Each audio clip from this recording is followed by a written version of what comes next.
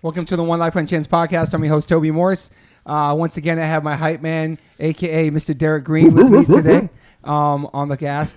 And welcome to the podcast, Natalie Martinez. Hi. Thank you for being here. Thanks, Sean B. and Chris Uvain for making this happen. The buddies.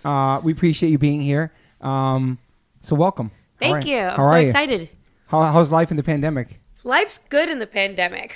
I know. I kind of feel off to a good start. Yeah. Well, no, I mean, there's definitely, it's a very serious thing. And there's a lot of seriousness going on. But, that's one of the things about 2020 that I've always kind of said. I like to look at the positive. Totally. And 2020 for me was clear vision 2020. And I think it made us made us reflect a lot on what really matters. For me, with all the political stuff going around and all these things happening, it really showed how much people are really coming together as much as it seems people are kind of fighting each other. I agree. There's another side of it where people are really coming together and standing up for each other and doing things for each other.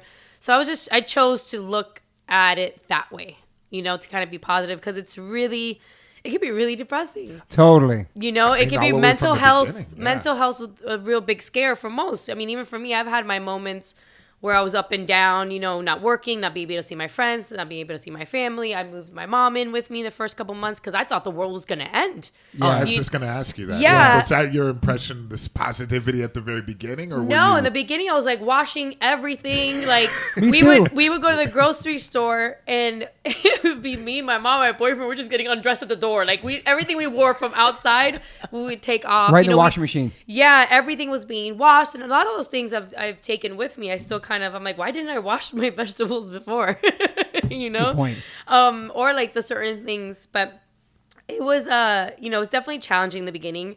I had just found out I got diagnosed with lupus right in the kind of beginning of it all. So that really scared me because I'm like, this disease, this, pandemic's happening and this sickness is going around and I have a weakened immune system. And it's like, that's scary. Yeah, it was really intense. So what I don't know, lupus, like what happens, like what goes on? It's an autoimmune disease. Okay. So for example, one of the things with me, I don't have life organ threatening, but my white blood cells are really low. Okay. I think average you're supposed to be 5.5 to 7.5. I'm 2.2. Mm-hmm. So my body takes a lot to kind of fight off things, and it kind of attacks itself where my body thinks I'm the sickness and it's attacking itself, and I was getting these rashes and these certain things. So I really had to mentally, that's why I think I had to switch my perspective on stuff, because stress is like the number one killer of all. And if I just sat there watching the news and freaking out and hanging on every bad thing, which there's a lot of bad stuff going on right now, if I hung on to all that, I would just wither away. Yeah. So I really had to turn around and see the positive, which if we look for it, it's really there, man. Mm-hmm. It really 100%. Is. Yeah, that's scary, like just getting diagnosed right before the thing. I can't imagine. Well, the world shuts down. The world shuts down from this disease that's in and out, that attacks your immune system. Mm-hmm. So yeah, it was definitely kind of a trip, but I think, I've changed my diet. Mm-hmm. We were all just talking about being vegan, and I brought over some juices, a lot of snacks. Fruits. Thank you. That's one of the biggest things where, I'm not going to let this kind of affect me or take me down. In fact, I've already gotten better. Levels wise, and my white blood cell counts getting up and stuff, but I had to cut gluten, I cut dairy. Wow. I had to really eat balanced meals. Right. I'm not a vegan, but I did switch to a lot of like vegan things, like, Vegan-A's, like just better options for things that I didn't have to, I chose to not eat like the gluten, the dairy, and, processed foods and stuff, which I don't even know why it's even legal. Like, why is it's a great question. Why is this legal? And I was looking up the other day, like, why is gluten so bad for you? Because I really miss pizza. Yeah, man. Because some of the gluten-free pizza, we know it's kind of hard. Some of it's kind of rough. Yeah, some of it's a little hard, especially when I'm like on Instagram, I'm following like Prince Street Pizza, and I like had like amazing New York pizza before. In Miami, we have Frankie's Pizza I grew up on. Like, I crave these things. But and it's like you look at the word using Latin, even it's like gluten. Like, why do I want to put that in my body? It's so true. The cauliflower pizza too. Yeah. That's all the rage now. I tried. It's okay. The cauliflower. The kids are loving it. No, you tried? It's all the rage on campus these days. All the new kids are doing it. But there is so many gluten-free options now. There's so many options for all of us. Well, luckily we're in LA, and it's a very healthy foot forward kind of city that we live in. So it's really easy to have just healthy food. Like I'm on the go and I stop and I eat really kind of healthy. Yeah. Were you working on something when everything got shut down? Were you somewhere? So I was shooting a pilot at the moment, and I was in Chicago, and it was already a weird kind of temperament going on because everyone was still kind of talking about what's going on, and then our first day of work, the NBA shuts down, and I just remember, for me, that's like a pivotal moment in this whole thing because NBA shut down. Everyone shut down after that. That set it off. You know, because everyone was like, oh, I don't know. We're going to do this. We're going to do that. The NBA shut down. Everyone was like, okay, we're out. And like everything just went radio silent. Yeah. Yeah, and I flew back. That was March 13th, my mom's birthday. I flew back home and had her moved in the next day because she lived in an apartment building, and I was like, people coming in and out. Yeah, and, it's scary. You know, what's going to happen? And I was like this. And then, of course, everything to me turns into like, you know, the day after tomorrow or like the world's going to end. And I'm like, I'm really dramatic. Yeah. I think that was on the minds of a lot of people. I feel you on that. Yeah. So I was like, you know, I'm up in the hills. I'm like, come up here. We're going to lock it out. And we have the dogs. And like, I'll cook. Everyone brings shit over. Yeah. Yeah. The first couple of weeks were it was like heavy, man. Yeah, it was definitely difficult, I think, for a lot of people because the lack of information. People didn't know what was going on, so let your fears run rampant. Yeah. You know, and the imagination can go wild, and it's something that's never happened before in our lifetime. So I know a lot of people were really just, you know, letting their imagination run because there was no information, you know, factual. No, what we were getting was a lot of fear-based information thrown at us. Right. Like a lot. 24/7. 24/7, everyone. And they would just cling to these things that like. And also at the same time, a political situation that was unnerving to begin with. So it was like that on top of it just made the situation seem and I just think it got more I think without social media, it would have been, it's so magnified with social media as well. It makes it even 10 times I mean, because look, we've gone through things. You know, we went through the swine flu. We've gone through Ebola. You know, we've gone through a lot of things. It's just nowadays, everyone has a voice, and everyone has an opinion, and everyone has an outlet where they can put whatever news they find relevant and true to them out. So there's a lot of mixed kind of information out there, you know, which is, again, I'm grateful for technology because we get to see and put light to situations that were kept in the dark. Yeah. But then at the same time, we're also have to be careful what we see and read out there because it's not always, you know, the truth. Yeah, it's hard to figure out like what's real and what's fake at this point. You know what I mean? Wasn't there 3 sides to the truth? Your version, my version, and then the truth. You know? Right. Yeah, I mean. It's getting better now. It seems like it's getting light at the end of the tunnels. You know, things are starting to open up. 25% capacity restaurants and all that stuff. I ate in a restaurant yesterday. Yeah, we did too. Yeah, and that was really interesting. Was it exciting? Were you nervous or? I was just happy not to be cold. Yeah. I'm from Miami. I'm Cuban. Anything below 70 to me is freezing. Okay. Freezing. So that was really rough. We tried to go out. I was trying to dress cute one night. I was like, no. I was like, I need to put sweatpants on, like a hoodie, a beanie, everything. Yeah.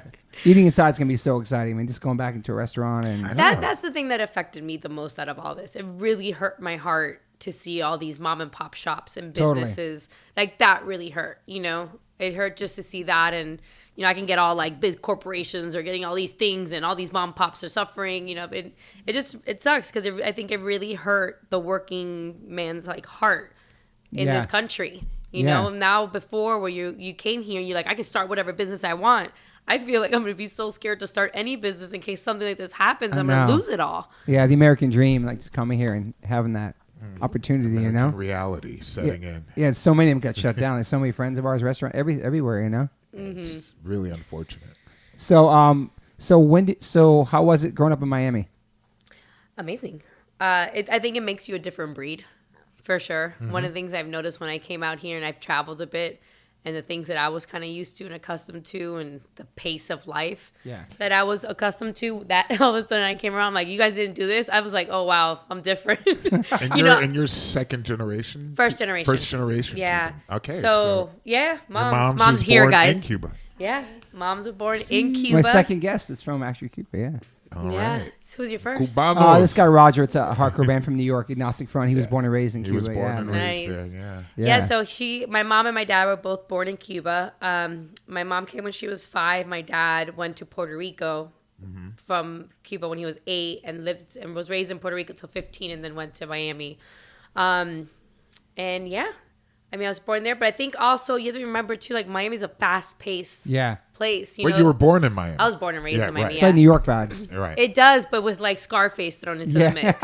You know, Yeah, but you grew up in the 80s. And palm trees. Yeah, I'm an 80s baby. So all And my it would be uncles Scarface. and like, you should see the amount of like jail mail that I have as a kid with all these super cool cartoon drawings, you know, because it's my mom just put her hands in her face. Not that it's bad, but we grew up in that world where, you know, the cocaine cowboys to me are like the guys who came over for Thanksgiving and brought the turkey. Wow. Yeah, you see it's like a fascinating time period in Miami and also in the U.S. in general, Yeah. but especially political.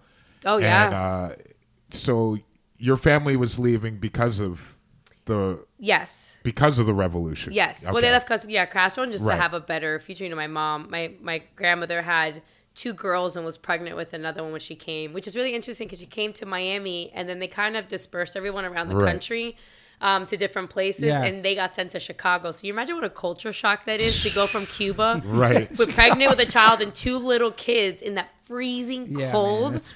Man, you know, so 2 of my aunts were born in Chicago and then the other 2 were born in Miami. But yeah, it was, I mean, growing up there, one of the things I kind of just realized is because I come first generation, my parents and my parents' parents had that hustle in them, you know, and I think the Cuban culture period just has that, you know, invention is a breed of all necessity. Is that the word for it? Yeah. Invention. I don't know. There's one of those things. I think so. But what it is that you know you come from nothing and you have to rebuild everything. So I grew up with a dad like work. My mom's and my dad's both work ethic is just like hardcore. You know, we have to rebuild this entire life. So I grew up with that hustle like as a little kid, and I come out, I'm like, you just get it. Like, that's why Miami has a guy for everything. Like, we just get it done. So when I traveled around and I see people that were my age and they're like still with their parents, I'm like, what are you doing? Go get this shit yourself. Completely different culture. Yeah. You know, we were taught very young to kind of go after and, you know, kind of just risk. Like, just be comfortable with risk and going after what you want. And you still have a lot of relatives living in Cuba? Or? Yeah. Yeah, we actually went not long ago. I was just gonna ask that, too. We went not long ago. My grandmother, who passed already, but she passed at 105, I believe. And she was amazing. So I went to go see her a couple times to kind of get to know her. So I've been to Cuba, but I wouldn't say that I actually like, you know, visited Cuba, because when I went, I just wanted to be with her. Because there was so much I wanted to talk to her, get to know her, that I didn't feel like going around like a tourist and seeing places when I have 103 and 105. Those are the 2 times I went. Right. Grandmother there. And how old were you when you went the first time? I think I was 23 the first time. Okay. 23. My dad was very kind of against it. Okay. Yeah, my dad was very anti-Castro. Anti-Castro. Not that my mom was pro, but my dad was like, didn't want to even hear about my trip. My dad would not smoke a Cuban cigar. Got it. Like, he wanted nothing to do unless, you know, but he also didn't have family there. For my mom, it's a little harder because her grandmother's there. I see. You know, so absolutely. we wanted to see my family, and we was still in contact with them. We still talk to them and try to help them out as much as we can. But it's kind of nuts when you go there. You know, everyone lives... This is like the size of the house, you know. It's like like a regular size kitchen is like the size of someone's house, and maybe you have like a room or 2. You know, I remember the first time I went there, I would go to the bathroom and then have to call my aunt to like figure out how to get rid of the bathroom. Because there's like there's no running water. You take a shower with a bucket.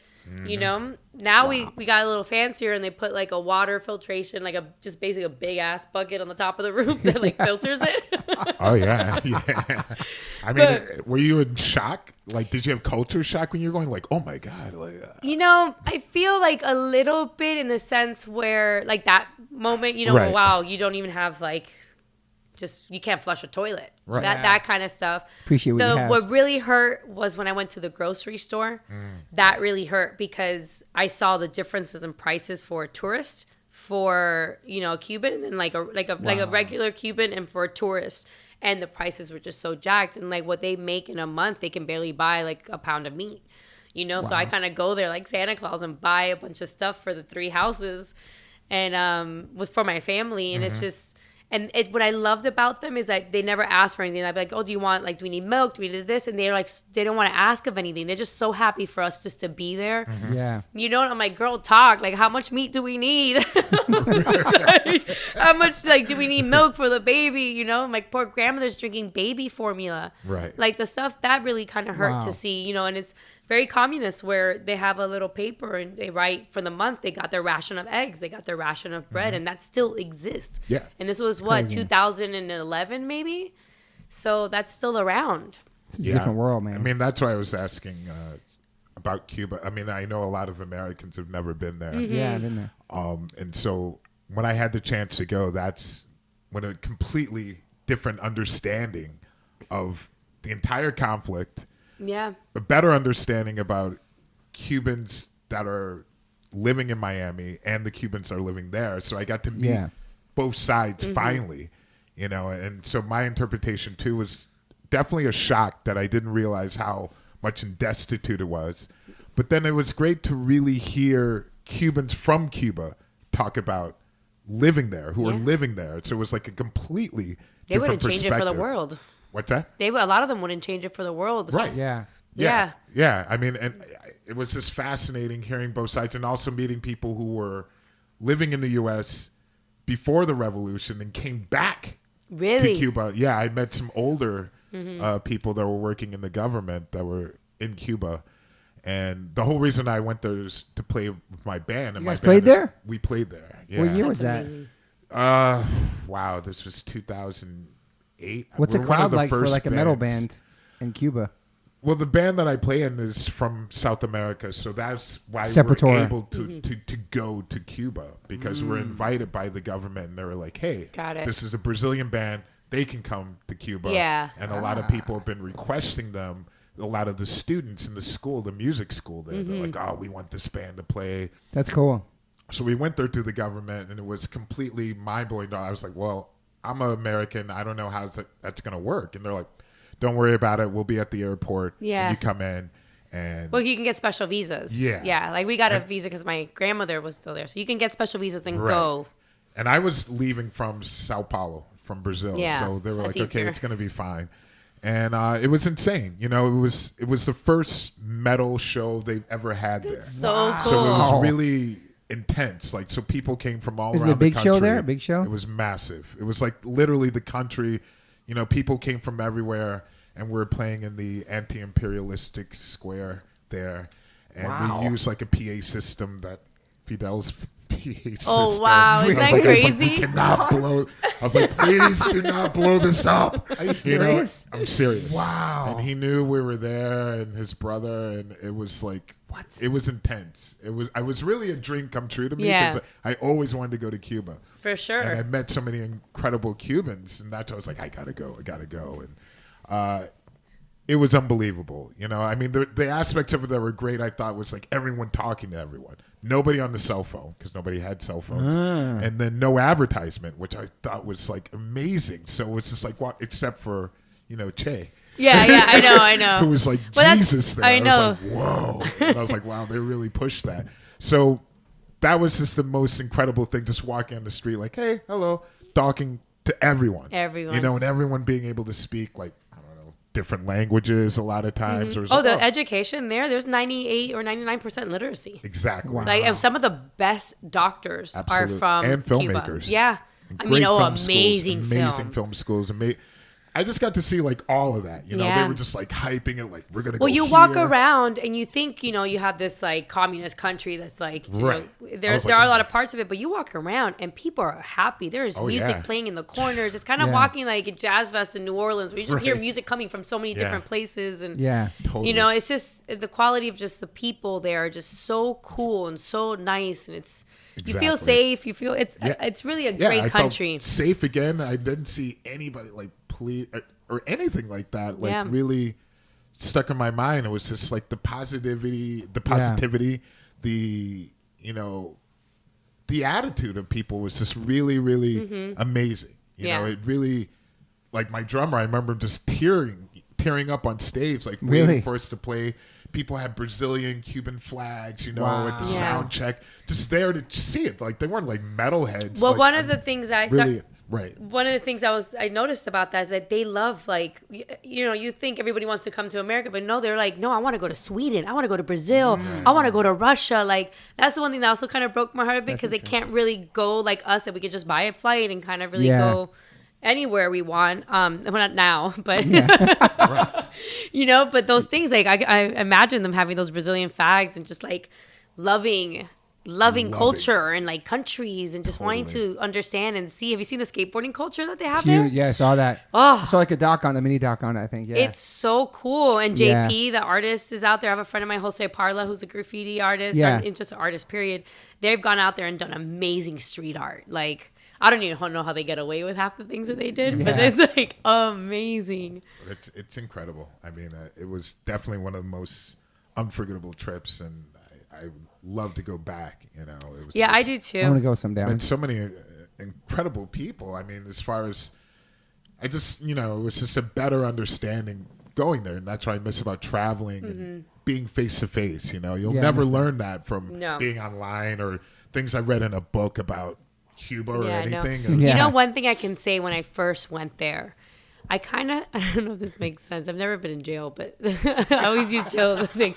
But I felt like I had been in jail, and when I got there, I needed to play catch up on life. I don't know why that was like one thing that kind of stuck up to me, or it was the fact that like I got there and I just felt like I'm home. Yeah. Like, now I understand why I am the way that I am. Okay. And I guess the whole jail thing comes up because I just felt like I had so many years to like of my life that I can now find to put the pictures together and like gain information. I felt like I had gone out and I saw like a new world, and it really is something that I really did feel like, I guess, is that feeling of belonging or understanding my culture. Cause I'm here roots, and I grew up in Miami, but and I'm American, but I grew up very Latin, like, the way that I eat, the way that I dance, the way that I speak, the way that I act, like everything is so Cuban about me, and that's one of the things when I got there, I was like, oh, like, I understand. I'm home. I'm home, and it just, the that's people, awesome. The dancing, like everything I saw just made me feel like, oh, wow. Now I felt like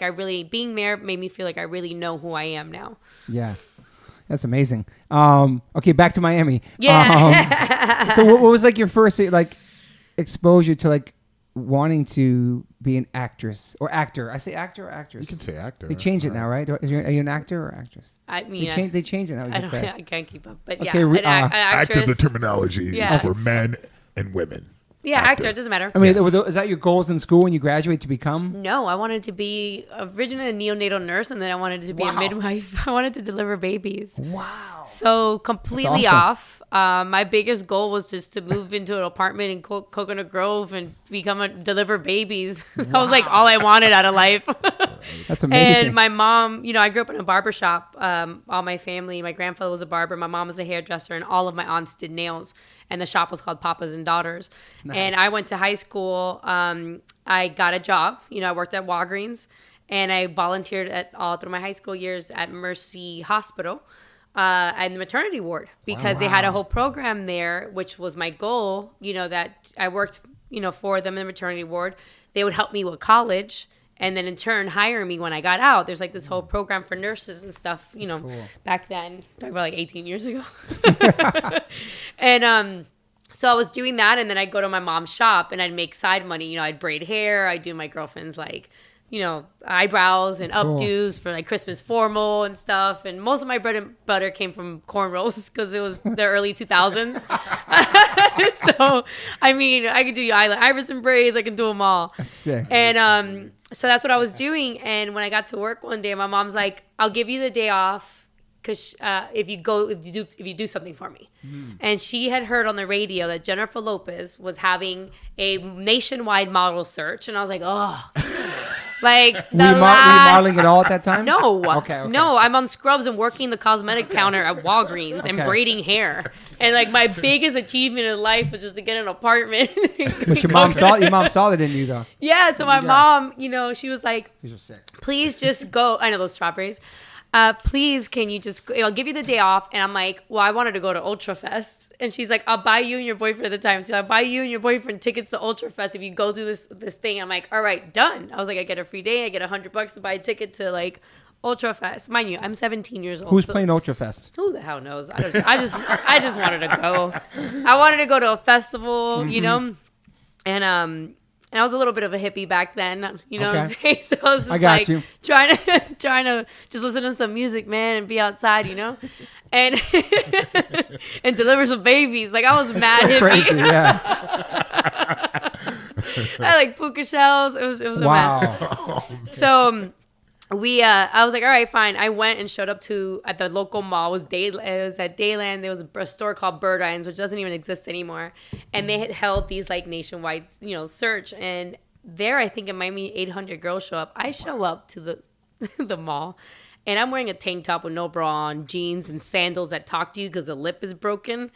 And not for lack of money. I'm just, again, a hippie. I really didn't care. My boyfriend showed up with like a little guitar on his back, you know, and I looked around and every girl is decked out, makeup, looking like those big hats with the velour suits and their modeling books, and I'm like, whoa, I am way out of my league here. And I was like, whatever, but we're gonna do it, you know. I waited in line, and they had like a runway in the middle of the mall that I had to get up and do the runway, and I was like, fuck it. You know, I just went up, did my thing. You just wanted the tickets. I just wanted tickets, you know? I just went up, did my thing, left. My mom got a call. We want her back, but can she dress a little bit, you know, more for the part? I'm like, actually put clothes on. So I was like, all right. So I did it again. Mom's obviously excited at this point. I went again. And then I got chosen as one of the finalists for Miami out of, I can't remember how many girls showed up to Miami, but it was 6,000 girls nationwide. Wow. Oh, so then they flew me to New York. This is the first time I've ever been to New York. And me and my mom were there. It makes me laugh. Me and my mom were there, and Macy's is doing the whole press for everything. Okay. And all the girls line up, and we all go to Macy's, and that's where they're doing this whole stuff. And they come up and interview me like, oh, this is your first time in New York. Like, what do you want to see? I'm like, we want to go to Chinatown.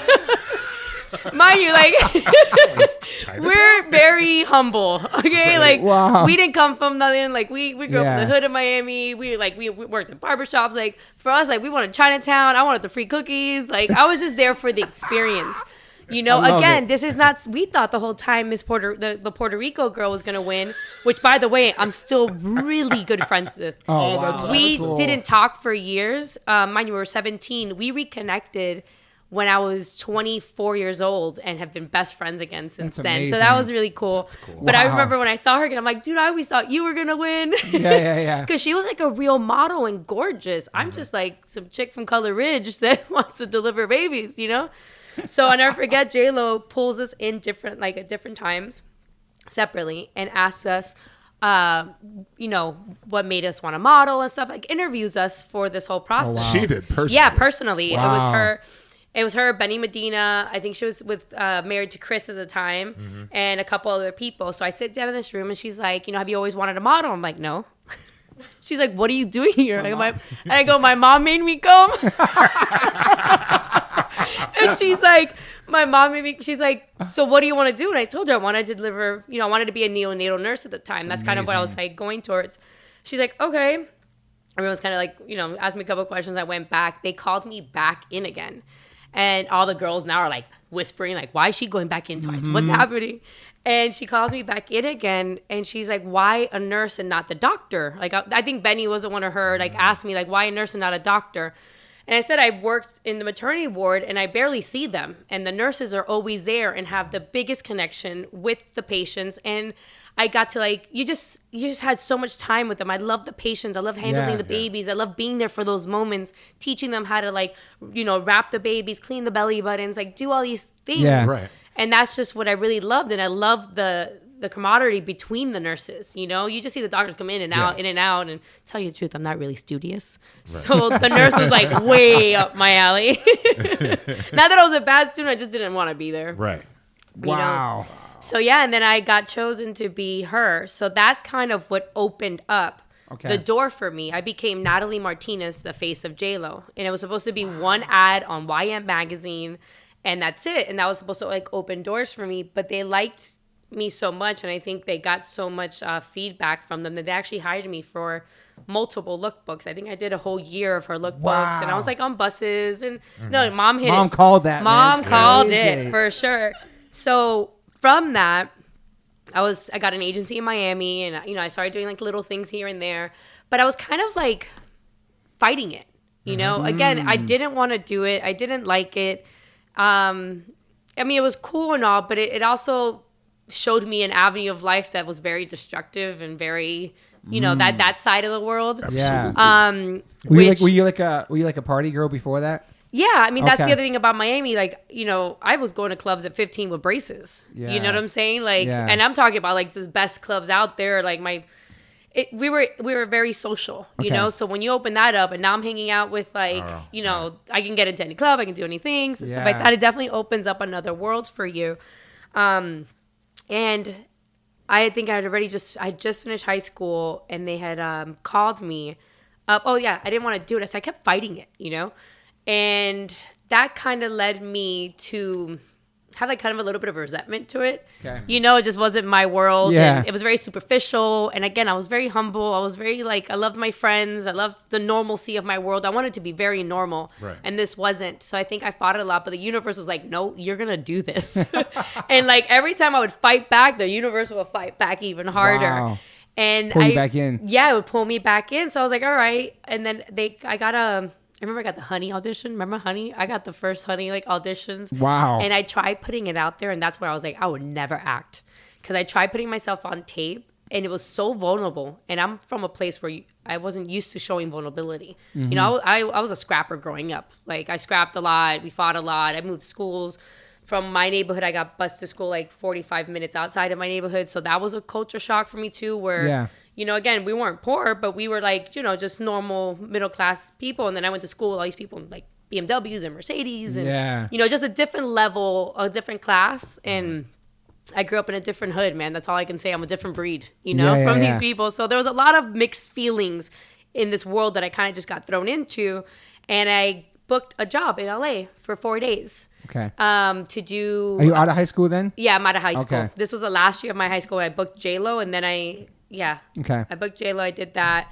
They took me to LA for 4 days on a photo shoot, and I've been here for 18 years. Wow. I never left. Wow, man. That's I incredible. never left. And then from there, you know, that whole Honey audition really showed me that I didn't like acting. But then I had a modeling agency, and I did a couple modeling gigs here and there, and then a couple people really wanted to market my name from that Jennifer Lopez, Natalie Martinez, the face of J-Lo thing. Yeah. And they kept throwing me at auditions, and I'm like, I didn't like it. Like, again, my lip would quiver. Like, I got real, like, defensive. Like, I just was not comfortable, and I didn't know how. And I guess that's what made me uncomfortable. So I was like, you know what? Fuck this. Fuck everything. I quit acting. I auditions. I didn't model anymore. Wow. You know, there was other things that led to that was really kind of unhealthy. The lifestyle was leading. You know, I was definitely abusing a lot of things. Yeah. So I kind of stopped everything and this is what now at 19 and 20. Were you guys in touch a lot when you left him to Cali? Yeah, we've always stayed in touch. We're a lot closer now for sure. But because at that moment, I'm a wide-eyed girl living in a different city, making new friends. So 6 months pass and you don't really talk as much. Now it's like we talk all the time. But I quit everything and got a job at Supreme. Wow. Yeah. Was it Fairfax? Fairfax. Oh, wow. Okay. I was 19 to 20. 20. Yeah, end of 19. So I'm 20 in my 20s. I was there. And Eddie, who's, I don't know if you know Eddie. Mm-hmm. He was such a cool, boss at the time. I was sober for a bit. I was sober for like a year. Cleared everything off. I didn't want to do anything. I didn't want to model. I didn't want to be the world. And Were you crazy before that? Yeah. Okay. Nutty. Like drinking, everything, just all kinds of stuff. Yeah. Okay. It was fun. It was nutty. Okay. Sorry, Mom. No, Mom knows everything. Real right here. Sorry. No, there was definitely a lot of stuff happening. I mean, right now I'm a 132, 135. I was 95 pounds. Wow. So I was really tiny, and I definitely got saved from a lot because I was just hanging around with the wrong group of people. And honestly, I didn't have any ambition, and I didn't have anything that I wanted to do because I had this career that was there that was like really attacking me and wanting me to do something with it. But I was fighting it so much that I fought myself into a black hole. Wow. And I was just using and drinking and going out and like flaking. I wasn't holding appointments or anything. So I got clean. My boy hooked me up with a job at Supreme. I worked there. And then all of a sudden my old modeling booker calls me And he's like, you got to go out for the spot. And I'm like, I'm not going to do it. He's like, I will call your mother. And I'm like, don't call her, because I'll never hear the end of it, you know? I was like, fine, I'll go to this audition. I had been working at Supreme now for like quite some time. And Eddie was like, you know what? This is not forever. He's like, go to your audition. Yeah. He would let me go out because he's like, this is a store. You know, I don't expect you to be here Totally. forever. You know, like go chase some things. I want you to have your opportunities and not miss it out because you have to be stuck in a store. Right. So I actually ran into him not long ago and I got to say that to him. Oh, I was that's like, thank cool. you so much, because by you allowing me to go to the audition, I ended up going and booking it. And I booked my Wow. first TV show at 21. What was Wow. it? Fashion House with Bo Derek and Morgan Fairchild. I have it on my list. Hang on. Yeah. 2006. Yeah, I think so. You Yeah. were the main role for like 55 episodes or something. Yeah. Wow. Yeah. I think it was 65 episodes of No, I think that's what it was, because I think we shot 65 episodes of television in 65 days. So again, I clean myself up. Yeah, I'm it's like, dope. I don't want to do this. I want to go back home, and the universe comes knocking back up on my Yeah. door. Like, oh, wait, now let me try this again. You said Bo Derek? Bo Derek and Morgan Fairchild. Bo Big fan. Remember back in the day when she had the I braids? remember, that man. was- Oh my she God, was- when I told my mom, I was like, oh, I'm working with like Bo Derek. She's like, Bo Derek? Right? Like, what? I Call know. your father. It's She pretty was the big. shit back She then. was We're older too. I'm 50. He's 50. Yeah. But back then with the braids, all that, Yeah, she was it like, was like, wow. oh my God, Bo Derek. Yeah. And then you have Morgan Fairchild too, which is Oh, like that's a right. whole nother one, you That's know? another- Yeah. yeah. So they were super cool. But, you know, in this whole story, it's kind of nuts because the main thing that I always saw was, you know, I still kept with it and tried until I just physically, mentally, and emotionally couldn't do it anymore. But it took that moment to kind of give myself another shot. And I didn't even want to go to the audition, but I went to it again. My mom had some play in there. Mom, man. Mom's Got there. your back the whole time. And you know, my other friend too, who had wanted me to go, Victor, he's like, and he knew it. He's like, I'll call your mom, and he knew that I wasn't gonna get the ending of it. And when I booked that, I was like, you know what, man, let me just go all in. I went all in on everything else.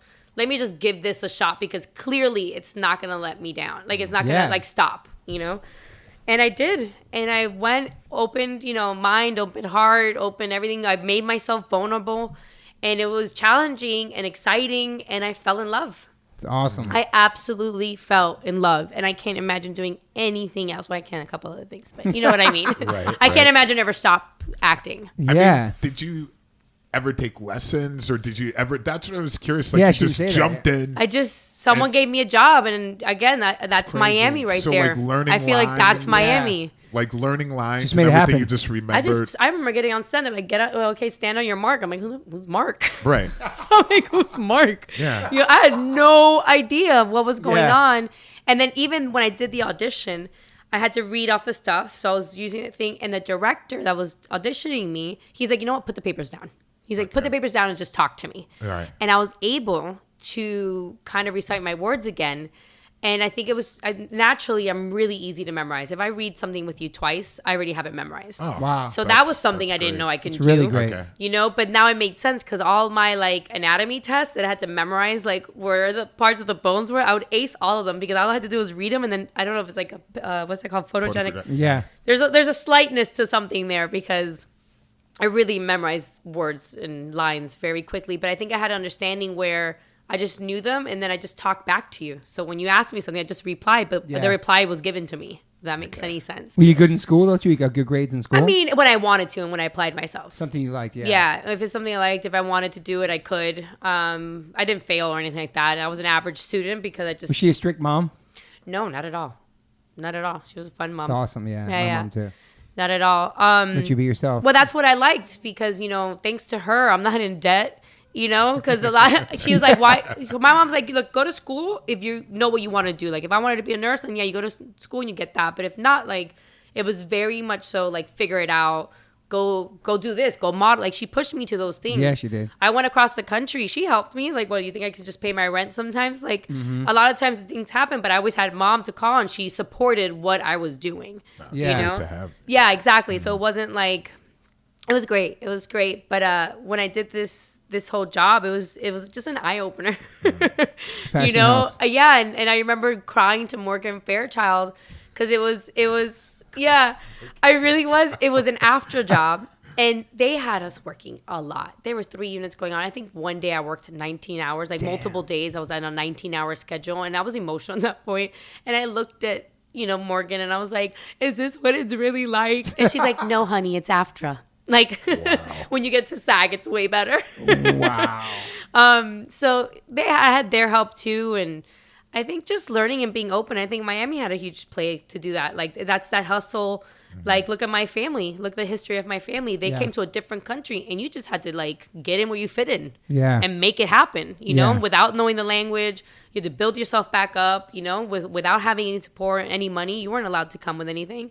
So I think it's in my DNA to just, like, I think I do better if you just throw me into something. Just make it happen. Yeah, rather than, like, the preparation to me. I still wait till the last minute to prepare. I just work better that way. So after that, you started getting all these other shows, like Yeah, the producers from that show gave me my second show. Saints and Sinners. Yeah, they gave me that show. And then after that, then I was like, maybe I should get a manager because I still haven't had a manager. I didn't have anything. And from there, I got my first manager. And yeah, I booked Death Race. I was gonna say I watched it the other night. That shit's crazy, man. Yeah. I watched it. That's a Because I was crazy like, it's got to be a remake. Tyrese and I Jason. remember the Statham. original. That's Yeah. how old I am. I'm like, oh my God, David Carradine. I remember this movie I had no somehow. idea what I was even like getting That's a into. wild movie, man. But I gotta say, the characters that you're playing, a lot of the movies that I've seen are very controversial. yeah. Badass. Very badassery, Badass, dude. aggressive, Yeah. Yeah. fighters. I love it. And does this have to do with or do you see elements of your personality in these characters? Big Is that time. why you like to? I think, well, maybe Now it that, makes yeah, sense. I think it does. Because sometimes when I get that girl next door, or misunderstood, like where it's like, oh, yeah, I'm definitely a lot easier for the drama. Right. It's definitely a lot easier for me to be strong. And I like that. Like, that's my that's just my jam. Right. You know what I'm Yeah, saying? right. That's my survival mode. Yeah. It comes really natural, and especially when I started doing action, that was like, all of a sudden I looked at my hands, I was like, I can do this? I feel like Wow. a superhero. I was like, I don't you ever want to definitely do do it. anything that's not action. You do your own Never stunts. again. Your own That's what I stunts too. noticed. As much as I can do. Wow. Like, I've tried to do it. I've jumped from a 3rd story, like, down, sliding, like, the side of the wall. With harnesses and stuff, Yeah, of course. still. But, I try to do as much as I can. And obviously, there's, not taking away anything from stunt people because I don't think they get enough recognition at all. Yeah. I have great stunt women that I've worked with and great stunt teams. And there are obviously things that aren't safe. And these poor people are like, I'll do it. Yeah. So I got to give them credit where it's due. Totally. Because I've, I think I've only thrown myself out of a car once and that hurts. I'm sure. Yeah, it Sure. hurts. It hurts. But no, I do as much stunts as I can. And yeah, I do have that. And I've tried to go out for other roles. I like comedies and stuff too, but I still haven't found like my comedy yet where I can see you in like a romantic comedy or something. yeah, it's hard for me sometimes to play those like, actually, let me just tell you this. One of the notes I got back from an audition that I went to that I was playing like the ditzy girl, kind of like, girl next door who like, they kidnap her and like things happen. I didn't get the job and I thought I killed the audition. Right. So my manager like, what happened? They're like, she was great. We loved her, but she's too capable. And I get that a lot, that I'm too capable. Like they look at me like, no one's putting you in a trunk. Right. No. right. And I guess I give that vibe off. And I don't know Totally. if it's the East Coast. Like, look at me just talking right now. I'm like, Yeah. I don't know if it's the East Coast, the Cuban in me, or what it is. But I love it because I think stronger females need to be out there more. Yeah. Yeah, I mean, I agree. there's so many things you've done. We go over everything, but End to Watch is another great one, man. That one changed my acting game, I think. Okay. I think that one was pivotal to my career in the sense where it opened up my eyes watching Jake Yeah, and sick. watching Michael Pena, which I think is phenomenal. Yeah. Totally. And David Ayer, the way he prepped for the film, they prepared. The preparation for that for them, like as learning with cops and doing drive-bys Yeah. and fighting and doing all these different things, they took that 4 months. I think they prepared for that role. Wow. Those guys. And I came in for like maybe the last month and a half. They prepared for all that. We shot that movie in 25 days. No, wow. So the preparation for that was so much longer, and that really taught me what it took to prepare amazing characters. Yeah. So that when you watch the movie, you really see like Michael Pena and I had these little mini dates, and we would go out And like David Ayer will set this up. He's like, you guys need to hang out. And if you guys can't see each other, talk to each other. And I want you guys to create a relationship. Because when you guys are on camera, I need to know that you guys have been together since high school. Wow, you know, and it was cool because we got to talk so much and really get to know each other. We were both with our partners at the time. So it was just about talking, like, what are you comfortable with? What am I comfortable with? Like, let's say, for example, in the middle of the thing, if I want to put my arm around you, kiss your forehead, like, are you cool with that? Like, a lot of those things that made us able to, I'm not going to say improv because David Ayer wrote all of that and it was pretty by the script, except the one scene in the wedding. I don't know if it's where I'm like giving a little bit of explicit advice. But David Ayer came up to me and he's like, at the table. Yeah. He's like, I want you to make everyone really uncomfortable. And I'm like, are you sure? So you just did that? That was just on. Yeah, I was like, what's gonna make men uncomfortable or people uncomfortable? So uncomfortable, dude. Yeah, he came up after me. He's like, good job. Like, he couldn't even look at me. Wow. So it was fun.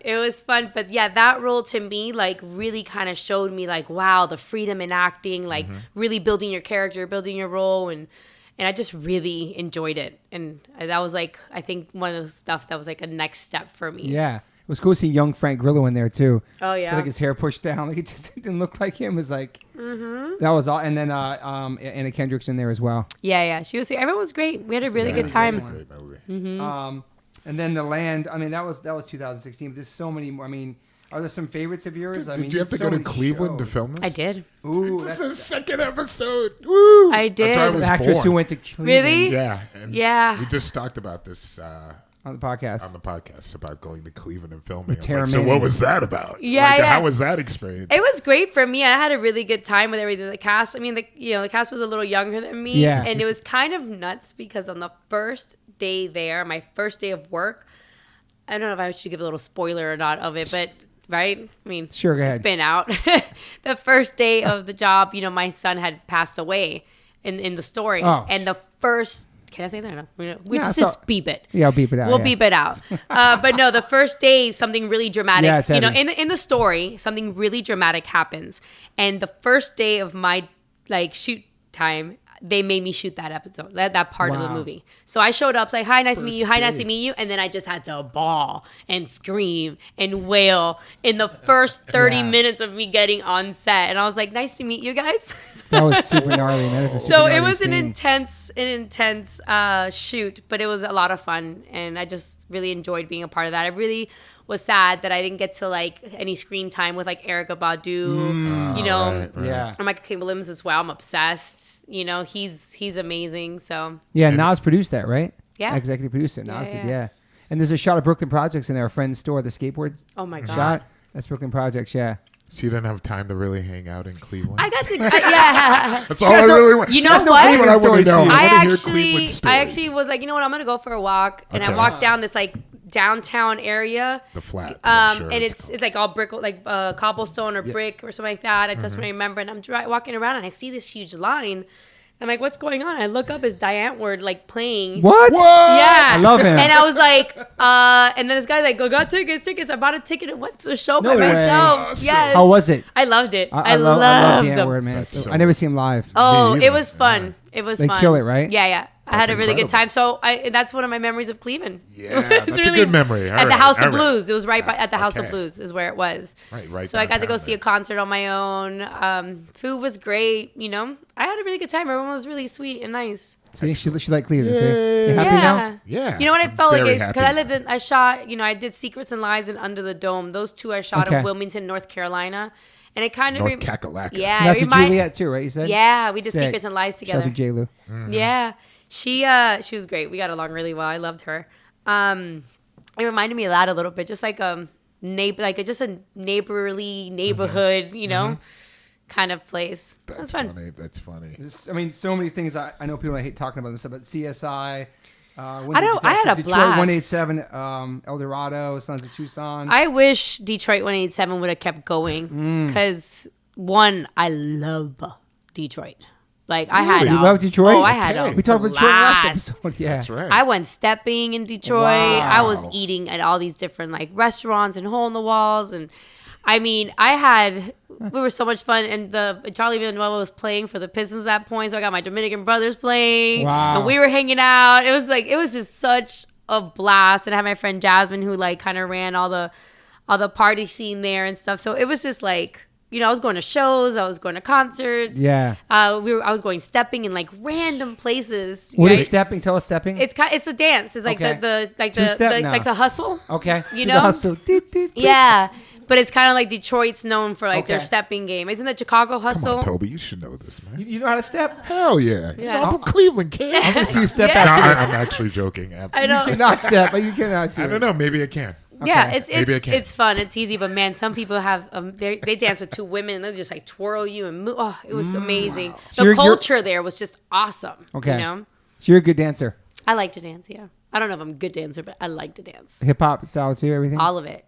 I can break dance. Yeah, this whole little twerking thing, I've been doing that since I was 5. Okay. Yeah. Excuse you, we're doing a podcast. Hello.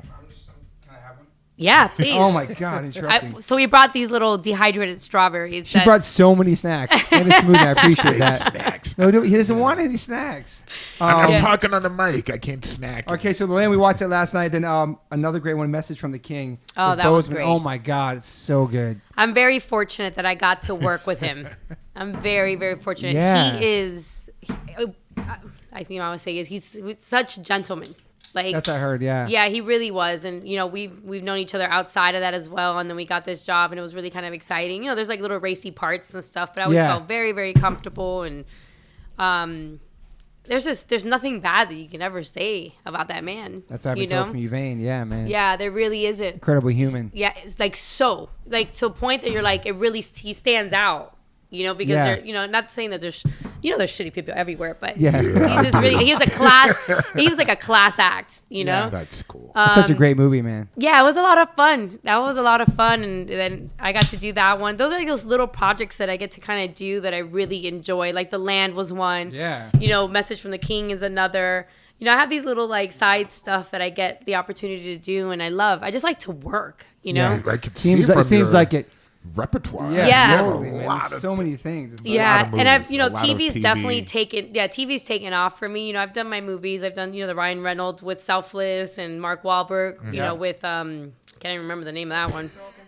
But it's Broken City. Thanks, Mom. Broken City, There you go. Mom's got my back, Broken dog. City, Selfless. I keep watching Ugly Dolls. Yeah. Battle of the Big Rock. There's so many, man. Baytown So Outlaws. many. Yeah, Magic City Memoirs. Yeah, Magic City Memoirs, that's a very personal one for me. So my boy from high school wrote that. Oh, shit. And it's based on all the friends we lost. In my graduating class, I think I lost 8 Wow. or 9 kids. Really? To Mostly what? driving. Driving. Yeah, because we, drinking and driving. Don't driving, Okay. yeah. Yeah, drinking and Okay. driving.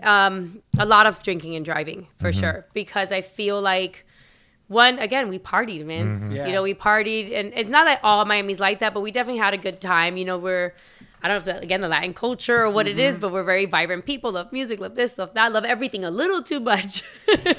But from going to the beach, and we all live down south, we all live in the suburbs. So, that drive back and forth, and sometimes you're partying until 5 o'clock in the morning and you're driving back late. Some people fell asleep, some of them under the influence. And I love that you're so not Hollywood, but you're crushing Hollywood. I love it.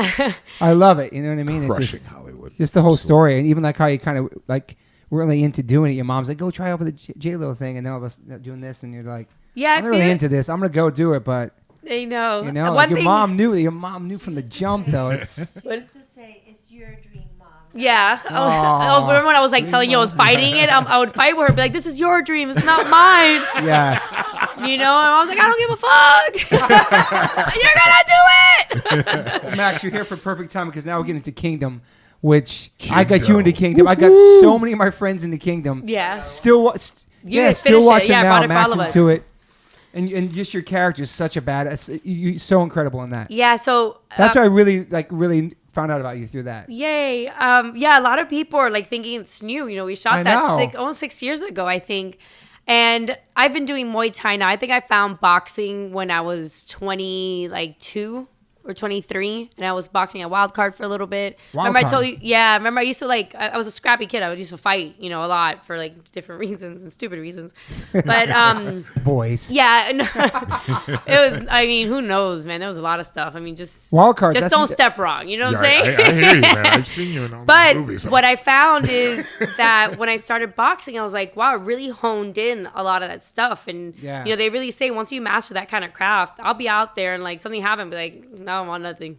I'm good. Because I think you just kind of harness that power. Right. I think I had like a lot of demons to kind of get rid of. And, Got you. and acting's helped that a lot. Sure, therapy. Healthy lifestyles helped that a lot. And this fight, the training has just been a really great help to kind of like mold that into something. Yeah. And I started boxing for a while, and then I threw my first kick for Muay Thai, and I was like, never going back. Wow. That Muay Thai to me was like, I was obsessed because I got to learn how to kick, how to do elbows, the art of 8 limbs. I got to learn, and I love the craft of fighting so much. So I had already been training for a bit, Wild Card, and the Fortune Gym, where Frank Fortune. goes, and Yes. Frank goes to both. Max goes into Melrose, yeah. Yeah, so we going there, Detroit 187, Brian Belasco wrote on Detroit 187, who also Brian Belasco created Kingdom. Wow, okay. So there's the connection there. Yeah. And I always played that kind of tough chick. I was already boxing while I was in Detroit. Okay. Frank's like, Natalie would be great too because she already knows how to do this. And I Yeah. see her in the gym. So I think all that kind of helped, Totally. me get this role. And So you're already training in real life. I was already training in Yeah. real life, and now I just got paid to do what I loved. Yeah. So I was like, of course I'll do this. In fact, the day that Brian and I had a meeting for this role, they gave me the first season to watch. After seeing Jonathan Tucker, I was like, I'm in. Right. Because Love him. that guy is Love just him. amazing. Yeah, everybody's he is. amazing on this. Yes. The whole show is amazing. I was like, I want to be a part of this, Yeah. So I go have a meeting with Byron at like 6 p.m. at Soho House. Cut to 2 a.m. My manager gets an email. We've had a couple drinks. My manager gets an email of a handshake saying, got it. We're done. They panic. They're like, what did you shake on? What did you Wow. do? What did you say? I'm like, that's it. I'm in. I'm got it. I'm going to do the job. And they're like, what? No. Like, you just took it. Oh my god. And I was like obsessed. Everything we talked about, the character, what she was going to do. So good. And yeah, I got the job. And once I went in there, it was awesome. When you see me and Frank training, that's just really us throwing mitts and vibing off Okay. each other. All the fight scenes, I did all of it. Wow. I did every single fight scene. I fought for 8 hours one day straight. And then Wow. one of those fights, I actually clipped Justine Kitch. She's a UFC fighter. I clipped my foot hit her shin. But I had so much adrenaline that I was like still going. But when I got off, I was like, yo, I need a bucket of ice to ice my foot. So there's a picture of us with our feet being soaked in ice. And then I went back and fought for another 5 hours, like doing the scene. Because obviously it takes a lot of, time to kind of get all the different shots. Yeah. The next day I woke up and I went to go put my foot down. I fell off the bed. I couldn't put pressure on my foot. I had to Wow. show up to work in crutches and everyone was freaking out. But luckily, I think it was just like a sprain or something. Yeah. I I lived. hated your sister. I lived. I hated Ava. I hated your sister on there. Oh my Lena god! Esco. When she came in, it's like ruined. Yeah, that character Dude. really got me down, man. I know. She was a great actress, obviously, but like her character was so like, no, the drug, just everything about her is just She's destructive. yeah. So destructive. No, she did a great job too. And I just really wanted to, how it really kind of, that was my luck in the whole show. My whole life, I was always constantly moving. Nothing Yeah. ever worked out for me. Yeah. So, So that was just a pay-per-view show at first, right? Direct TV. And then it got picked up Netflix. And right then before the that's where it pandemic. kind of blew up. Dude, totally blew up, man. Yeah. I mean, I love it. I tell them to this day, I'll still do it. I think when I left the show, I'll call them and be like, hey, I'll do it for free. Like, don't tell I don't even care. Season Matters 4. like, whoa, whoa, whoa. I'll come back. Yeah. And I was like, I don't care. I will do this for free. Like, I loved the people, the show, the writing. I'm a huge fan of Byron, everybody on it. So You can that's tell to this from the day show. one of my favorite Is favorite it? jobs. Wow. I think you really tell from the character. I mean, it was Yeah. so believable. I was like, oh, she's a fighter. I thought you were a fighter. Yeah. Like At when fir- I saw at it, I first- was Oh, like, and I got built. Let me tell Yeah. you, I was Yeah, I think I was 145 at that point, You and I were was like, oh, because muscle. I was really, I was like, this. I was like, she's not an actor. She's a real fighter. It was That's great. what- all the guys are like cutting weight and doing this stuff. I'm eating ribs. I'm just like, because not that the girls are big, but the girls are strong. Yeah. I wanted it to be believable, and I was kind of at that It was point believable. Yeah, I was like, so- somebody's getting their ass kicked on this. Was this before the We Be Burning video you and Sean Paul video? I was We so be young and not controlling I know what she was nobody You're wanted in a to think. few like She's and Pitbull Justin Timberlake too, right? That was my first time, I think, ever being in front of a camera. Really? Justin Timberlake How was old were my you? first thing. I think I was 18. Wow. Yeah. Senorita, So yeah. all those videos have one thing in common. I know someone on them. Like, Okay. so I think Pharrell was the one I know Pharrell. So he was the one that put me on the Senorita one. Sick. Because he's like, oh, just, I'm shooting LA. You should be in the video. And I was like, sure, I'll do it. Like, what else am I doing with my life? Besides, like at that moment, hanging out with the wrong crew. So I went and did that. That was my first time. And I was like, cool, that was fun. And then Pitbull's one of my like dear oldest friends. Wow, so really? a lot of his videos, he'll call me. He's like, hey, come be the chick. I don't want to deal with anybody. Yeah. So I'll be the chick. And then Jesse Terrero is another dear friend of mine. So those are the common links that like they'll just call me and be like, the model flaked or something happened. Like, can you be this? Can you do that? And I love it because you just listen to music all day and hang out with your friends. That's Yeah, so that was a cool. big song too. We Be Burning. Remember that? Yeah, I I didn't don't. Sean realize. Paul was huge. What year man. did that come out? I don't remember. That was like, I on, think, Toby. 2007. Yeah, 2006, 2007. I wouldn't know. 2007. He left the country for 20 years. He was in Brazil. Really? Yeah. You missed out on That's these amazing. songs. I've never been to Brazil. I missed out. Really? Okay. Yeah. South America is amazing. Yeah, it's beautiful. I spent a lot of time in Costa Rica. Excellent place. But Beautiful. South America, actually, yeah, I think I've been to Peru. I shot a movie in Peru. What movie was that? That was called. I put you on the spot. I got my Huh? What movie was it called? And it might lead up to my next question. Was it Keep Watching? Was El Dorado. El Dorado? Okay, Searching yeah. for the Lost City of Gold or something. El Dorado. Wait, was that an animated film? No, but they have a cart. Yeah. I don't know, I used to watch it in school, and I was like, El Dorado, they would do that Yeah. song, whatever, and I watched that thing like a million times. I wish we were filming this so they can see your dance to the El Dorado song. Yeah, so that's where you filmed that at? Yeah, I filmed that. Peru. There was Shane West and Eldon Henson. Shane West. Shane West. And Eldon was one of the Basher brothers in Mighty Ducks. Okay, wow. Yeah. God. So that was a lot of fun. Got to see Machu Picchu. Yeah. I do Beautiful, that. But right? there's definitely a lot of places I haven't gone to so much. Once work kind of picked up, I'm right. kind of nonstop. You went nonstop, right? This is like movie every single year. I it know. seems. Right now, it's like I'm at a point where I kind of want to take a break for a second, but then you work a COVID hit, so lot. there goes my Right. break. And then during COVID, I was like, I'm not gonna work anymore. And then it was Where's my life? tripping, going? right? Yeah, I was tripping out. I really was. I mean, it was it was definitely hard for a lot of things. Yeah. The Island. We started watching that was fun. yesterday. Just started watching Me and my it. wife. My wife started watching. She loves it too. Yeah. Right from the Off very the- beginning. right the jump, Boom. dude. Drama. Yeah. You and the girl. I was like, I here we know, go. Here we go. dude. Your Yeah. character, they're just like, let's get it. Yeah. I was like, oh my God. It was pretty intense. That was Where was that also filmed? Dominican Republic. Ooh, it's Looks beautiful. so beautiful. That Oh was my also God. something else where DR. I love the experience of that because I got there and I mean, you don't understand, man. For lunch, I got to eat rice and beans, and I got to eat Love food it. like plantains, Fresh. Yes. Yeah. and like Things. food that I'm like accustomed to. Yeah. You know, I had like mangul in the morning, and I'm like, which is like these plantains that are boiled with red onions. I'm like, I'm dying. Oh my God. Damn. How long were you there for? 3 months. Wow. man, 3 3 months. months in that. What a Wow, vacation. this Yeah, is 3 months I was incredible, there man. for it, and it was great, man. I had a great time. I shot every day, all day long. I was the first one there, first one to leave, and I had a smile on my face the entire time. That's great. I would get up in the morning at 4:00 in the morning, and my driver would pick me up, and we'd drive on this bumpy road to like this like private beach where we shot most of the camp stuff. Yeah. And I got to see a sunrise every morning on that beach. Like Beautiful, I am man. so thankful for what I do. It looks so beautiful there. And I look at people sometimes who are like, just have bad attitudes on set. I'm like, what are you tripping on? know. Like, do you know how bad this could really be? Right, 3 months Like, on the island?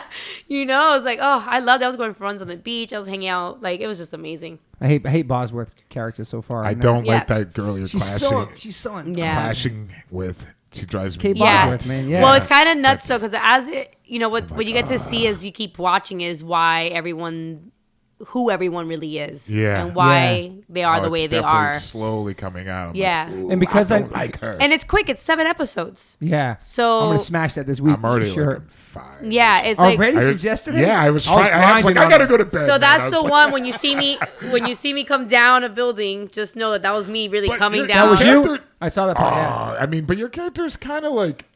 Oh, one really quick story about that. I had to go swim out in the ocean, right? Right. When I see this raft and I go swim out. Yeah, there. yeah, saw that, yeah, yeah, yeah. yeah. So Big check scene. this out. It's 7:00 in the morning. All the cameras are there, right? In the water. And they have like kind of security for you. They have men in scuba gear and women in scuba gear underneath just to make sure, I guess, Jaws doesn't come. That's what I think. So everyone's there. Everyone's in their little boats, hair and makeup, people with the cameras and stuff. And you have like 3 cameramen in there. And I'm swimming towards the camera, away from the camera, towards the thing so they can get the island in the back. We're in the real life like ocean. Yeah. And it's all great. We got all our footage. We go to lunch. They're checking the film. Half of it gone. Half of it didn't record. So now it's like 4 something, and we gotta like do a makeshift thing. So now I have no protection under the ocean, scary, man. right? And this one of the guys takes me on a jet ski. Right, he has a walkie on they him. take Takes you me way to. out there. They take me out there, right? They take me out there, and he's like, "Okay, get off." I have to get off into the ocean. He rides away into the jet ski, rides away to the jet ski, and then you hear go, go, and I just had to start swimming, and I'm like, "Oh my god!" That'd be Because trippy. I grew up with fishermen's, obviously, and it's 4:00. The Yeah. tide's up. There's like seaweed patches where you know that something's eating, and if something's eating the something that's eating. Right. So true. And it goes on. So I was like, I just had to get the job done real quick. But That's scary. I swam competitively when I was young. Oh. So I have really good form. So that was one of the instances where, I was just the better one to do the job because I was Yeah. like Marine. So I had that stroke, man, that free stroke down. We're So pretty you really professional. slid down that building, huh? Yeah. Wow. You saw that part? Mm-hmm. Yeah, you did. Not- Yeah. Yeah, I did It's getting mostly, really that interesting part. now. No, I no, did mostly all haven't my fights, everything on there. That's, Yeah, that's a really. That's That's fun. yeah. That came out actually 2019, right? Yeah, that came out. We shot it 2018 and then it came out 2019. And then the Fugitives, the Stand. Those were kind of cool because they're like little one-off characters. But again, Stephen King, The Fugitive, you get to be Sick. part of these kind of great little like names, Yeah. Twilight Zone, which is classic. Yeah, Twilight Zone. It's coming out. Or It's already out. Already out. But it's on CBS All Access. That's Okay, why. yeah. That's I don't why. see I was like, CBS damn either. it! I want to see Yeah. this. That's the get now. I know. You know, Yeah, that's the they get got now. me, and I'm like, another subscription? Really? Yeah, I Another- know. They got the new Paramount one too to watch the Real World Reunion. You have to get that one. Oh my as god, well. but Yellowstone's on that, so get it. It's good. Yellowstone's fire. And then Ordinary Joe, that's coming out. Or that That came out? we're waiting to see. That Okay. was a pilot that I was shooting. Ah, okay. That was the pilot that we're shooting, which I keep looking at my phone, be like, call me, tell Oh, me you you got were it. thinking about it? And then also Ride the Wave, Ride Oh, the Wave. yes, Ride started the some Wave. music. That shit's catchy, man. Yeah, I started some music. My girl Naz Tokyo, she's the best. She's a singer-songwriter, super Okay. talented. And we're best friends, and we've just been wanting to do something together. That was awesome. And she's like, well, let's make a song. I was like, let's do music. I'm like, I don't know if I can even sing. I've never tried it. And we're already like, we're so crazy. We're like, let's go to Amsterdam, make an album. I'm like, how about Amsterdam? Yeah, because Just during the pandemic? no, this is before. Okay. And she's like, well, my boy's there. He'll like make beats, all this stuff. And she was gonna do this whole. I'm like, how about we get in the studio and see if I can even sing? Right. It sounds And good, yeah. and I can. But Yeah. I still got to figure out my voice and how to hold my things. But I'm not tone deaf. I can carry a tune. I can hold it. Yeah, I actually have I guess with my memory with words, if I hear you say Okay, so something, you can- I can match your pitch. I That's can match it incredible. like more. That's really easy for me to do. So now I'm learning how to kind of. I'm learning my voice now. Is what Do you want to doing. make music? I love it. I think it's a lot of fun. can It's see you a doing different that. way of expressing myself, and I Yep. feel like I have more freedom to Totally. really express myself than I do in acting. Because in acting, you have like writers, producers, Yeah. directors, like so many people's opinion and what they want to see and show. Totally. As with this, I can just kind of make music, and I love to dance. I love to have a good time. Yeah. I can see you doing like a J-Lo vibe, no? I mean, I'll do it. I'll do it. The whole thing. What about rhyming? I know you're a hip-hop fan, for sure. Rhyming? Yeah, would you Bars. ever rhyme or anything or no? You got bars. I mean, I got bars. You got bars. You got bars. But are you a hip-hop head too? I do. I'm a big hip hop head. Yeah. I like hip hop, rap, but I like it all. I like country. Wow. I like Mexican. I like rock. I do like country a lot. I like my old school Alan Jackson. Like I like my old. Down with some Alan I Yeah. know that's some R&B for sure. Way down yonder, the Chattahoochee. It gets harder than a hoochie coochie. You like some R&B too, probably. I I'm sure. mean, dude, I I can know. recite. Miami, dude. I can freestyles Miami. I got Oh, yeah, I got freestyle. expose everywhere. Expose. Expose. I remember sneaking into my aunt's room and taking her expose album to the point of no return. Yeah, hell yeah. Love That's some it. Queens, New So York shit, Stevie too. B, all of that. So freestyle. I mean, I really love it all, you Yeah. know. But I'm a definitely R&B, like everything. Mary R&B. J. Mary J, Best. SWV, Total. double total. Yeah, Some Total. 90s, yeah. I even got what's her name? Everybody, man. There's so much stuff out there. I was even a fan. Like I don't know if you know DRS and like DRS, maybe. I don't know. It's like old gangsta lean kind of like Okay. songs, you know. And then booty music. I grew up on Uncle Luke. Yeah, Two Live Crew, Yeah. man. Uncle You Luke. see- now I know what you guys are talking about. Yeah, Two Yeah. Live Crew. Yo, Two yeah, Live Uncle Crew. Luke, man. Yeah. Yeah. Of course. Wow. I know. I used to have this neighborhood kid that used to be like, I don't want to say anyway. It's an Uncle Luke song. But Is there Yeah. anything you learned about yourself in the pandemic? Like taught yourself to do something different, or yeah, to slow the fuck down. yeah, Yeah. we all got that put, we all was got put in Yeah. check. that was a really hard one. I was abusing my body so hard that I didn't even realize it. I was burning the candle on both ends. Yes. And it took me to slow down for my body, for me to listen to my body, and my body tell me that it's actually sick.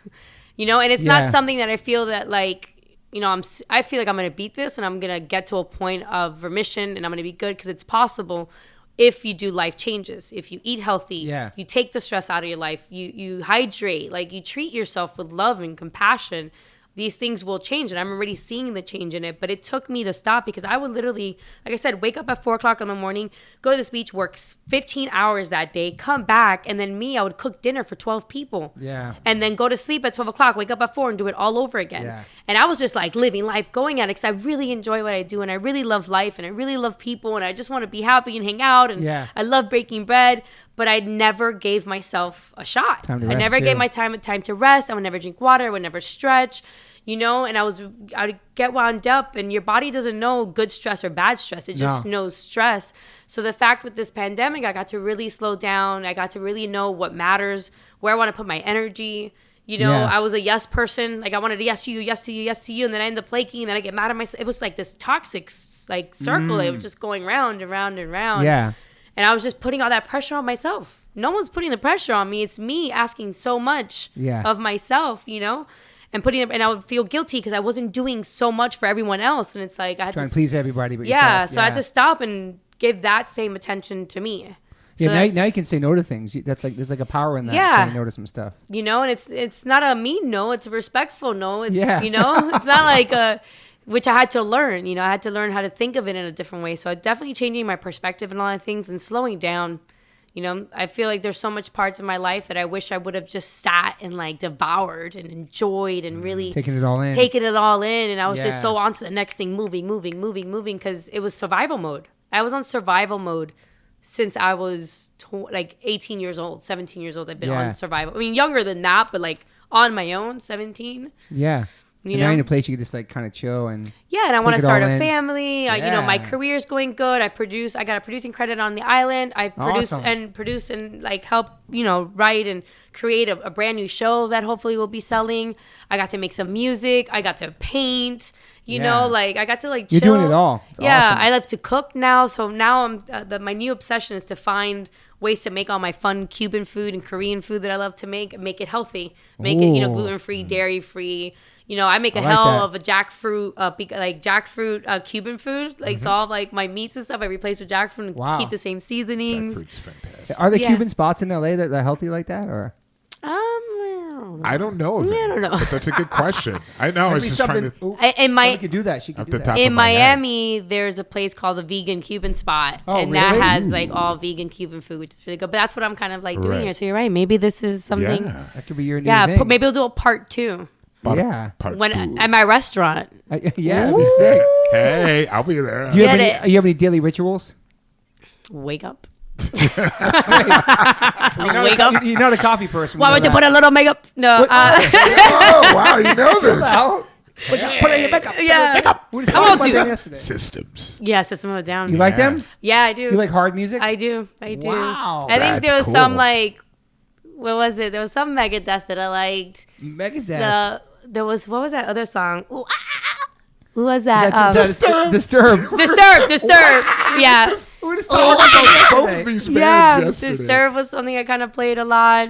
Oh my God, when I got sober, it was I think How long you been sober for? no, I was. Okay. But I had to cleanse. Okay. You know, because I don't have a problem, but I definitely found myself like in a hole that I needed to stop. I hear you. Yeah. Like get back out and like recalibrate and be like, Totally. what's meaningful here, you know? Right. Yeah. So I took, it's important to take those times and step back. I always compare it to a storm. You know, in the middle of a storm, you don't know how much damage has been caused because everything's just all over the place. You got to just step back, let the storm calm down, then go and assess the damage that's been done. You know, and call the insurance company and be like, yo, Yeah.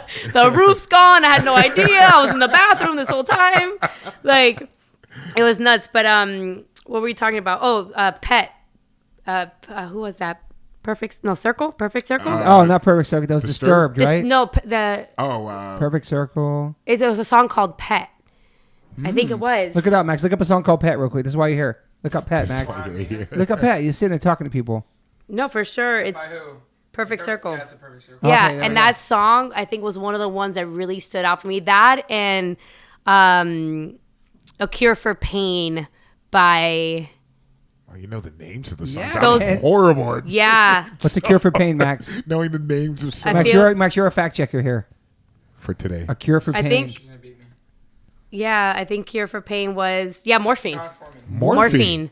Morphine I've in the heard that pan. before. Yeah, you guys should listen to that song. I That's like that Morphine. shit's heavy. Is it? Yeah, it's like when you find the cure for pain, that's the day I'll throw my dogs away. That's what the lyrics are. So that and Perfect Circle Pet Perfect Circle. was another song that was very kind of crucial for me at those moments. How close is your character in Kingdom to real life? Because you were going back. Maybe your sister came from Miami. It was this Florida kind of Yeah. connection there. It was interesting. I think it was, it's pretty close in the sense where I can relate to her in the sense of just being strong, being on my own, figuring it out, living in a car, did it all. Yeah. You did all that. So that's just, she wanted it. She wanted it, and I think she even faked it till she makes it too, which is kind of what I did in the beginning. Yeah. You know, I was like, they're like, can you sing? I'm like, if you want me to, I'll do anything you want. I'll figure it out. Just give me, You made it happen. I mean, one of my questions is, are you an optimist or pessimist? But I can tell you it's super positive. You have Yeah. so much positive energy. It's awesome. I mean, everything else sucks. Yeah. Like, positive energy it's so it's true though, but think infectious. about it. Like being mean, it just sucks. I agree. Like It takes a lot of energy, It takes too. a lot of energy, and Yeah. just being unhappy. Like it sucks. Like Yeah. just there's so much to be happy for. There I really love that you is. appreciate where you are and everything you've been through. It's awesome. Oh yeah, I mean, one of the biggest things I think in my career, and one of the things I'm happy about, is I was able to have a career, but I have a normal life too. Like it's not to my head. Like I don't live to work. I work to live. Yeah. We're Yeah. gonna end it on that. How about that? Do you have any regrets? Fuck yeah. A lot of people would ask them that. They're like, But you want to know one of them is? yeah. I missed Alabama Shake's concert because I had to go to Miami, and I was so bummed because I didn't I could have just pushed my date one day, and I left. I was like, no, I want to get to Miami at a certain point, which was pointless. I didn't have to be there. I could have just waited and gone to see Alabama Shakes, and now I don't know if I'll ever get to see them together. Wow. Live. Good. Live. Live? Yeah, I saw in Brazil. So yeah, wow. there's my regret. I think they'll be back. I think music will be back. I can't wait for live music, man. I know, me can't too. wait to go on tour. I can't I wait need to to play. work again. And I walk on Yeah. stage and just have the Hello. energy, and I just can't wait. Like Yeah. it's just such a hole in the world right now with Oh, that. yeah. It really is. You have any more questions for her? Yes. Go ahead. Just a few. Go ahead. Yeah. Just really simple. Go ahead.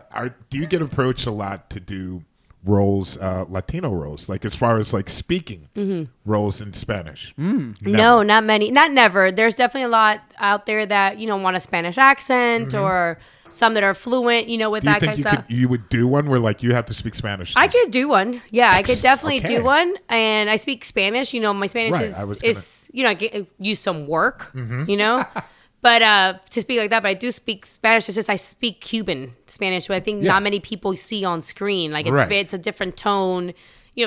Scarface is a really bad example of it, a but bad it just example, shows you how unfortunately. different it can be. It's like a different Spanish. But I Yeah. think just to kind of make it, yeah, I can do it. Yeah. You think that would be like really like I think it would stepping be- out of your box or your comfort zone? I or- think it would be. Yeah. Yeah, for sure. I think it would be. But I think it'd something be a lot of fun because who knows? Maybe it'll show like a different thing. Because I definitely think I sing better in Spanish than I do English. Wow. Yeah. Yeah, It would be I really- found that. I don't know if it's the way my mouth moves because of the O's and the sounds of it. That my voice is more You can comfortable. do an album like that. Yeah. Oh, that would be really interesting. So that'd be fun. What about novellas? Well, that was Fashion House. Right, Fashion House Fashion House was a novella. novella, right? Yeah, I don't think I'll do like a Spanish novella. I'm not gonna pull like what's his guy's name, James Franco, and go into like Right. days. yeah. Sick actor, by the way. Yeah.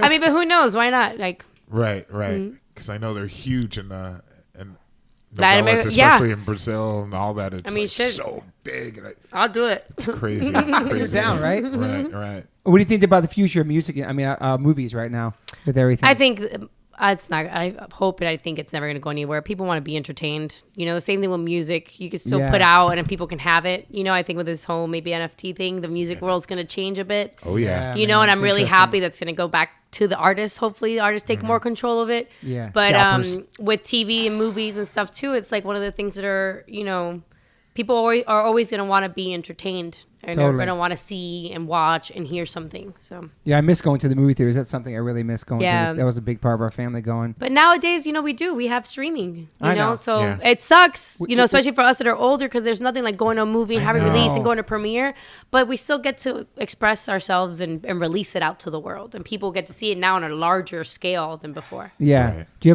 have a top 5 movies or artists or anybody that inspired you the most in your life?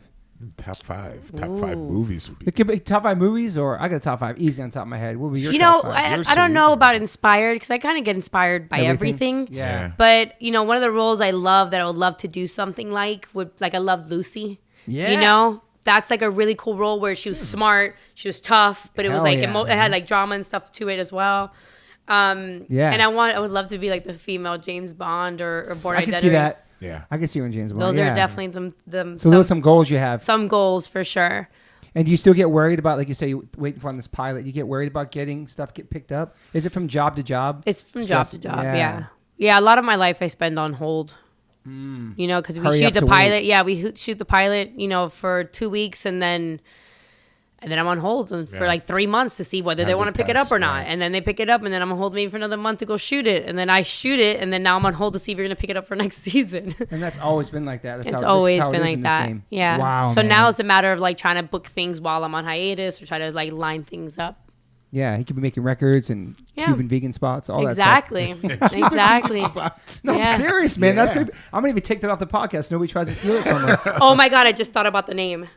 I'll tell you when we stop recording. Okay. Okay. I'm Woo! excited. Well, thank you for your time. Your mom's here. I really appreciate your mom being Do I here. say hi, Mom? Yeah, say hi, Mom. Get in there. Hi, everybody. Your daughter's got a lot of love for you, and you're a big part of her story. It's Yeah, inspiring. she It's is. really awesome, man. Absolutely. I wouldn't have done this at all if it wasn't for you, Mommy. Just that one thing going to J-Lo, that one Just- audition. that's J-Lo. it. Shout out to J-Lo. Does J-Lo even know the impact that had on your life? Yeah, I don't know. I know if she's a does. big listener, so I know. J-Lo, Yeah, Shout out to you, J-Lo. that's an amazing story, man. yeah. And thank you for coming here through the Thank strength of our you. friends of ours and trusting us to having the podcast. Yeah, this is so much fun. It was really Yeah, fun. You're a very positive, Yeah. inspiring person. Your energy. I It's appreciate really that. good. We like positive people on the podcast. No that's doubt. No doubt. that's Yeah. our whole vibe here. I love Max, you it. have anything to say to her or anything?